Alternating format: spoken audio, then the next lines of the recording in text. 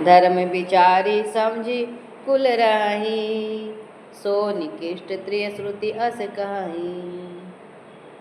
रामायण में एक चौपाई आते हैं, धर्म विचारी समझी कुल राही, सो निकृष्ट त्रिय श्रुति अस कही। इसका अर्थ क्या है? कहते हैं जो लोक लाज बस अपने धर्म की रक्षा कर लेती है वे भी पतिव्रताओं की गिनती में आती। पतिव्रता के बारे में बताई थी ना, वो अनुसुईया जी माता सीता को पतिव्रता कितने तरह के पतिव्रता ये बता रही थी। उसमें ये भी बताई थी कि जो लोक लाज बस अपने धर्म की रक्षा कर लेती है वे भी पतिव्रताओं की गिनती में आ जाती है।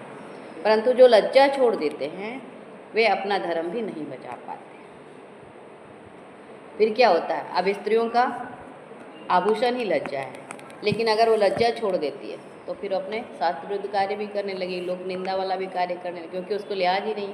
अब शूर्पणखा को देख लो, शूर्पणखा भी क्या थी? स्त्री थी, लेकिन उसके आंखों से लज्जा उतर गए थे। इसलिए भगवान राम बोलते हैं कि ये जो है, जब उनके नाक कान काट दिए गए तो बोले कि ये स्त्री जो है अब बहुत ही खतरनाक हो गई, क्योंकि स्त्री को जब तक लज्जा रहता है तब तक उसके पैरों में बेड़ी बंधे हुए थे, और तब तक वो जो है कोई भी कार्य करने के लिए सोचती है, 10 बार सोचती है, 100 बार सोचती है।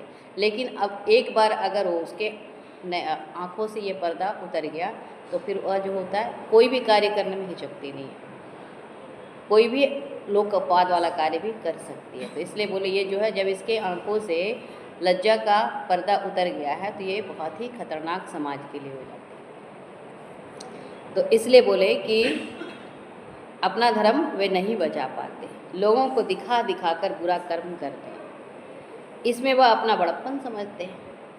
और लेकिन लज्जावान व्यक्ति ऐसा बिल्कुल भी नहीं करता।